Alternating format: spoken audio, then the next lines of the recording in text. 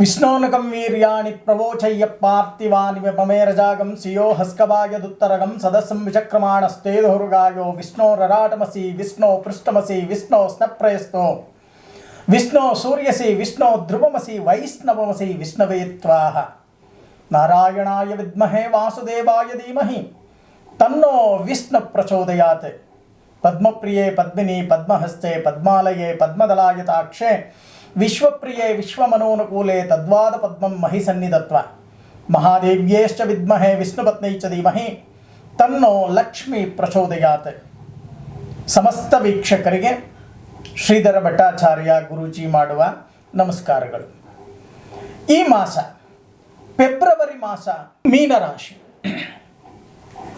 ಈ ಮೀನರಾಶಿಯವರಿಗೆ ನಷ್ಟ ಸ್ಥಾನದಲ್ಲಿ ಶನಿ, 3ನೇ ಮನೆಯಲ್ಲಿ ಗುರು, 4ನೇ ಮನೆಗೆ ಹೋಗ್ತಾನೆ, ಮತ್ತೆ ಜನ್ಮಕ್ಕೆ ಶನಿ ಬರ್ತಾನೆ. ಈಗಾಗಲೇ ಜಗಳ ಕಲಹ ಇವೆಲ್ಲವೂ ಕೂಡ ಮಾಡ್ಕೊಂಡ್ಬಿಟ್ಟಿದ್ದೀರಾ. ಏನು ಮಾಡಬೇಕು ಅಂತಕ್ಕಂಥದ್ದು ಅರ್ಥ ಆಗ್ತಾ ಇಲ್ಲ. ಇನ್ನು ಎಷ್ಟು ದಿನ ಕಷ್ಟಪಡಬೇಕು? ಆರ್ಥಿಕ ಪರಿಸ್ಥಿತಿ ಬಹಳಷ್ಟು ಬಿಕ್ಕಟ್ಟಾಗ್ಬಿಟ್ಟಿದೆ. ಬ್ಯಾಂಕಲ್ಲಿ ಲೋನ್ ತಗೊಂಡೆ ಗುರುಗಳೇ, ಬಿಸ್ನೆಸ್ಗಾಗದೆ, ಬಿಸ್ನೆಸ್ಸಲ್ಲಿ ನಷ್ಟ ಆಯಿತು. ಯಾಕೆ ನಷ್ಟ ಆಯಿತು ಗೊತ್ತಾಗಲಿಲ್ಲ ಗುರುಗಳೇ. ನಷ್ಟ ಆಗಿದ್ದು ಹಂತವಾಗಿ ಸ್ಲೋ ಫಾಯ್ಸ್ ಅಂತರ ಬಂದ್ಬಿಡ್ತು. ನಮಗೆ ಏನು ಮಾಡಬೇಕು? ಫೆಬ್ರವರಿ ಮಾಸ ಆದರೂ ಏನಾಗುತ್ತೆ ಅಂತ ಬಹಳಷ್ಟು ಆಸೆ ಆಕಾಂಕ್ಷೆಗಳನ್ನು ಇಟ್ಕೊಂಡಿದ್ದೀರಾ. ಫೆಬ್ರವರಿ ಮಾಸದಲ್ಲಿ ಸ್ವಲ್ಪ ಅನುಕೂಲಗಳು ಬರುತ್ತೆ ನಿಜ, ಆದರೆ ನೀವು ಬುದ್ಧಿವಂತಿಕೆಯಿಂದ ಅದನ್ನು ಸದುಪಯೋಗವನ್ನು ಪಡಿಸಿಕೊಂಡಾಗ ಮಾತ್ರ. ಅರ್ಥ ಮಾಡ್ಕೊಳ್ಳಿ. ನೀವು ಸದುಪಯೋಗವನ್ನು ಮಾಡಿಕೊಳ್ಳಿಲ್ಲ ಅಂತ ಅಂದರೆ ಅದು ಫಲಕಾರಿಯಾಗಲ್ಲ. ಇದಕ್ಕೆ ಒಂದು ಉದಾಹರಣೆಯನ್ನು ನಾನು ನಿಮಗೆ ಹೇಳೋಕೆ ಇಷ್ಟಪಡ್ತೀನಿ. ಮಳೆ ಬಂದಾಗ ನೀರನ್ನು ನಾವು ಹಿಡ್ಕೋಬೇಕೇ ವಿನಃ ಮಳೆ ಬಾರದ ಸಮಯದಲ್ಲಿ, ಬೇಸಿಗೆಯಲ್ಲಿ ಮಳೆ ಬೇಕು ಅಂತ ಆಕಾಶ ನೋಡಿದ್ರೆ ಏನಾಗುತ್ತೆ? ಅದೇ ರೀತಿ ಮೀನರಾಶಿಯವರು ಈ ಗುರು ತನ್ನ ಪಥವನ್ನು ಬದಲಿಸ್ತಕ್ಕಂಥ ಸಮಯದಲ್ಲಿ ನೀವೇನು ಮಾಡಬೇಕು? ಗುರು ಶಾಂತಿ ಹೋಮವನ್ನು ಆಚರಣೆಯನ್ನು ಮಾಡ್ತಕ್ಕಂಥ ಕೆಲಸವನ್ನು ಮಾಡಬೇಕು. ವಿಜೃಂಭಣೆಯಿಂದ ಶಕ್ತಿಗೆ ಅನುಗುಣವಾಗಿ ಗುರುವಿನ ಪಾದಪೂಜೆಯನ್ನು ಮಾಡ್ತಕ್ಕಂಥ ಕೆಲಸವನ್ನು ಮಾಡಿ. ನಿಮ್ಮ ಗುರುವಿನ ಪಾದಪೂಜೆಯನ್ನು ಮಾಡಿ. ನಿಮಗೆ ಅಂತ ಗುರುಗಳಿದ್ದೇ ಇರ್ತಾರೆ. ಅಥವಾ ಗುರು ಸಮಾನರಾಗಿರ್ತಕ್ಕಂಥವರಿಗೆ ಪಾದಪೂಜೆಯನ್ನು ಮಾಡಿ. ಒಂದು ಬೊಗಸೆ ಕಡಲೆಕಾಳು, ಚಣಕ ಧಾನ್ಯ ಅಂತ ನಾವು ಕರಿತೇವೆ, ಹಳದಿ ವಸ್ತ್ರ, ಇಷ್ಟನ್ನು ದಾನವಾಗಿ ಕೊಡ್ತಕ್ಕಂಥ ಕೆಲಸವನ್ನು ಮಾಡಿ. ಕೃಷ್ಣಾರ್ಪಣವನ್ನು ಮಾಡಿ ಅರ್ಘ್ಯವನ್ನು ಬಿಟ್ಟು ದಾನವಾಗಿ ಕೊಡಬೇಕು. ಆಗ ನೀವು ಮಾಡ್ತಕ್ಕಂಥ ಆರ್ಥಿಕ ಪರಿಸ್ಥಿತಿ ಅಂತಕ್ಕಂಥದ್ದೇನಿದೆ, ಮಾಡ್ತಕ್ಕಂಥ ವ್ಯಾಪಾರ, ವ್ಯವಹಾರ, ಕೆಲಸ ಇವೆಲ್ಲವೂ ಕೂಡ ಸ್ವಲ್ಪ ಮಟ್ಟಿಗೆ ಅನುಕೂಲಗಳಾಗುತ್ತೆ. ಆದರೆ ಇನ್ನೊಂದು ವಿಚಾರವನ್ನು ನಾನು ನಿಮಗೆ ಹೇಳ್ತೀನಿ, ಎಚ್ಚರಿಕೆ ವಹಿಸಿ. ನಿಮ್ಮ ಕೆಳ ಅಧಿಕಾರಿ ಅಥವಾ ಮೇಲಧಿಕಾರಿಯಿಂದ ಸ್ವಲ್ಪ ತೊಂದರೆ ಇದೆ, ಎಚ್ಚರಿಕೆ ವಹಿಸ್ತಕ್ಕಂಥ ಕೆಲಸವನ್ನು ಮಾಡಿ. ಸೇವಕರಿಂದನೂ ಕೂಡ ತೊಂದರೆಗೆ ಒಳಗಾಗಬೇಕಾಗತ್ತೆ.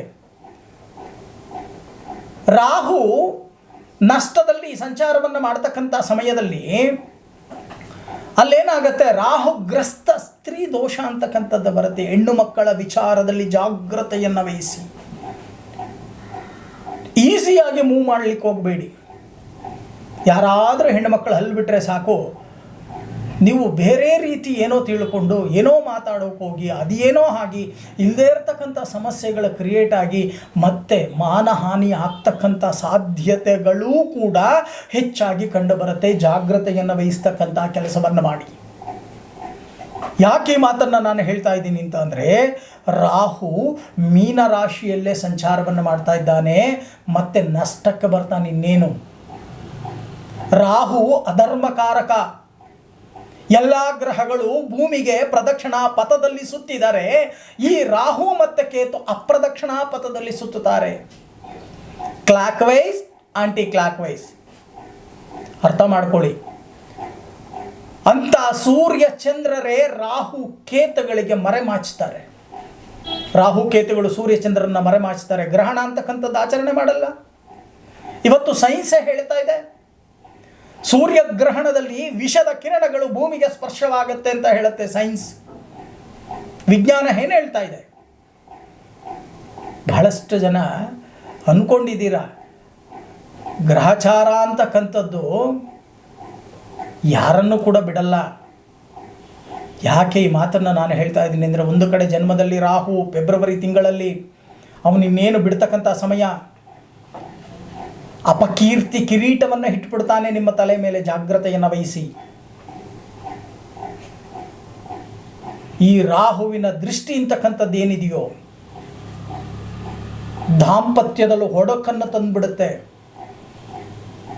ಗಂಡ ಹೆಂಡಿರ ಜಗಳ ಹುಂಡು ಮಲಗೋ ತನಕ ಇರಬೇಕು. ಏನೇ ಇರಲಿ,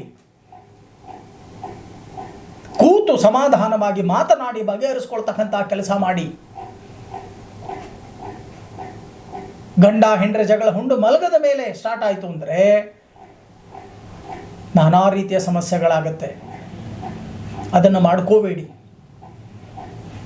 ಮೀನ ರಾಶಿಯವರು ಆದಷ್ಟು ಶಾಂತ ರೀತಿಯಿಂದ ವರ್ತಿಸ್ತಕ್ಕಂಥ ಕೆಲಸವನ್ನು ಮಾಡಿ. ನಾನು ಅಂತಕ್ಕಂಥದ್ದನ್ನು ಮೊದಲು ಬಿಡಿ.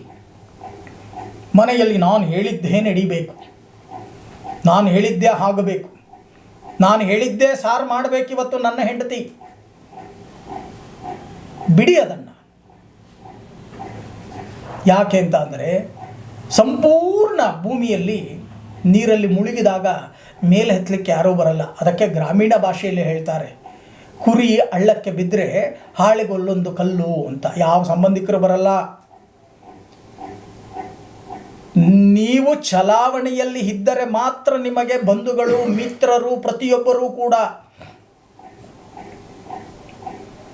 ಮೂಲೆಯಲ್ಲಿ ಬಿದ್ದಾಗ ಯಾರೂ ಕೂಡ ಬರಲ್ಲ. ನಿಮ್ಮ ಪ್ರಯತ್ನ ಅಂತಕ್ಕಂಥದ್ದನ್ನು ಪಡೋದನ್ನು ಮರಿಬೇಡಿ. ಸ್ವಲ್ಪ ಉಳಿತಾಯದ ಬಗ್ಗೆಯೂ ಕೂಡ ಗಮನವನ್ನು ಹರಿಸಿ. ನೀರಿನ ರೀತಿ ಖರ್ಚು ಮಾಡಿಬಿಡ್ತೀರ. ಜೋಬಲ್ಲಿ 20,000 10,000 ಹಾಕ್ಕೊಂಡ್ರು ಸಂಜೆ ಒಳಗೆ ಖಾಲಿ ಮಾಡ್ಕೊಂಡು ಬರ್ತಕ್ಕಂಥ ಚೈತನ್ಯಗಳು. ಬೇಡದೇ ಇರತಕ್ಕಂಥದ್ದಕ್ಕೆ ಖರ್ಚು. ಈ ಫೆಬ್ರವರಿ ಮಾಸ ಅಂತಕ್ಕಂಥದ್ದನ್ನು ಎಚ್ಚರಿಕೆ ವಹಿಸಿ. ಎಚ್ಚರಿಕೆ ವಹಿಸಲಿಲ್ಲ ಅಂದರೆ ಅನಾಹುತಗಳು ತಪ್ಪಿದ್ದಲ್ಲ. ಅನಾಹುತಗಳು ಆದ ನಂತರ ಪರಿಹಾರ ಪ್ರಯೋಜನ ಇಲ್ಲ. ಹಾಗಾದರೆ ಪರಿಹಾರ ಏನು ಮಾಡಬೇಕು? ಒಂದು ಬಗಸೆ ಉದ್ದಿನ ಬೇಳೆ ತಗೊಳ್ಳಿ, 1 ಮೀಟರ್ ಕರಿ ಬಟ್ಟೆ ತಗೊಳ್ಳಿ, ವಿಳ್ಳೆದೆಲೆ, ಅಡಿಕೆ, 2 ಬಾಳೆಹಣ್ಣು, 1 ತೆಂಗಿನಕಾಯಿ.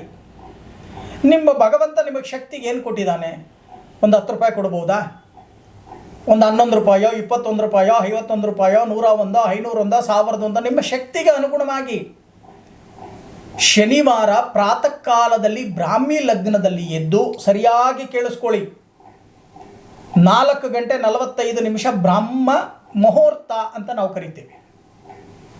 ಆ ಬ್ರಾಹ್ಮಿ ಲಗ್ನದಲ್ಲಿ ಎದ್ದು ಶುಚಿರ್ಭೂತರಾಗಿ ಯಾರ ಜೊತೆಯೂ ಕೂಡ ಮಾತನಾಡದೆ ಅದನ್ನು ತಗೊಂಡು ಹೋಗಿ ಮನಸ್ಸಿನಲ್ಲಿ ನೀವು ನವಗ್ರಹ ದೇವಸ್ಥಾನಕ್ಕೆ ಹೋಗಿ, ಅದರಲ್ಲೂ ದಂಪತಿ ಸಮೇತ ನವಗ್ರಹ ದೇವಾಲಯಗಳಿರ್ತಕ್ಕಂಥ ಸ್ಥಳ, ಅದರಲ್ಲಿ ರಾಹುವಿನ ವಿಗ್ರಹದ ಮುಂದಿಟ್ಟು ಭಕ್ತಿಯಿಂದ ಮನಸ್ಸಿನಲ್ಲೇ ಪ್ರಾರ್ಥನೆಯನ್ನು ಮಾಡಿ, ವಾಕ್ಶಬ್ದ ಈಚೆ ಬರಬಾರದು, ಮನಸ್ಸಿನಲ್ಲೇ ಪ್ರಾರ್ಥನೆಯನ್ನು ಮಾಡಿ ಕೃಷ್ಣಾರ್ಪಣವನ್ನು ಮಾಡಬೇಕು. ಮನಸ್ಸಿನಲ್ಲೇ ಹೇಳಬೇಕು, ಏ ಭಗವಂತ, ಶನಿ ಬೇರೆ ನಷ್ಟದಲ್ಲಿದ್ದಾನೆ, 7 ರಾಟ ಶನಿ ನಡೀತಾ ಇದೆ, ಈ ರಾಹು ಬೇರೆ ತೊಂದರೆ ಕೊಡ್ತಾ ಇದೀಯಾ, ನೀನು ಕೊಡಬೇಡಪ್ಪ, ತಡ್ಕೊಳಕ್ಕೆ ಆಗ್ತಾ ಇಲ್ಲ ಅಂತ ಹೇಳಿ ಭಕ್ತಿಯಿಂದ ಪ್ರಾರ್ಥನೆ ಮಾಡಿ ಬರ್ತಕ್ಕಂಥ ಕಷ್ಟ ಕಾರ್ಪಣ್ಯಗಳನ್ನು ನಿವಾರಣೆಯನ್ನು ಮಾಡು.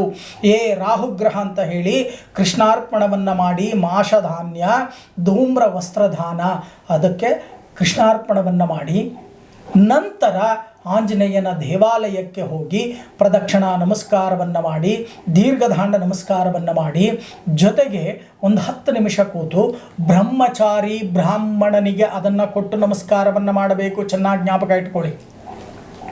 ಬ್ರಹ್ಮಚಾರಿ ಬ್ರಾಹ್ಮಣ ಅಂದರೆ ಯಾರು?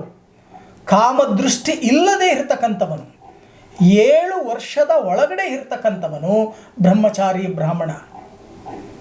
7 ವರ್ಷದ ಮೇಲಿರ್ತಕ್ಕಂಥವನಲ್ಲ. ಬಹಳಷ್ಟು ಜನ ಇನ್ನೂ ಮದುವೆ ಆಗಿಲ್ಲ, ಅವನ ಬ್ರಹ್ಮಚಾರಿ, ಸಿಂಗಲ್ ಜನವಾರ ಕೊಟ್ಬಿಡಿ. ಖಂಡಿತ ಆ ತಪ್ಪನ್ನು ಮಾಡಲಿಕ್ಕೆ ಹೋಗಬೇಡಿ. 7 ವರ್ಷದ ಒಳಗಡೆ ಇರ್ತಕ್ಕಂಥ ಉಪನಯನವಾಗಿರ್ತಕ್ಕಂಥ ಬ್ರಹ್ಮೋಪದೇಶವಾಗಿರ್ತಕ್ಕಂಥ ಅಥವಾ ದೇವಾಲಯದಲ್ಲಿ ಅರ್ಚಕರಾಗಿರ್ತಕ್ಕಂಥ ಬ್ರಹ್ಮಚಾರಿಗೆ ಅದನ್ನು ಕೊಟ್ಟು ನಮಸ್ಕರಿಸಿ ಪ್ರಾರ್ಥನೆಯನ್ನು ಮಾಡಿ, ಏ ಶನಿ ಪರಮಾತ್ಮ, ಏ ರಾಹುಗ್ರಹ, ನಮ್ಮನ್ನು ಕಾಪಾಡಿ ಬರ್ತಕ್ಕಂಥ ಕಷ್ಟ ಕಾರ್ಪಣ್ಯಗಳನ್ನು ಕೊಡ್ತಾ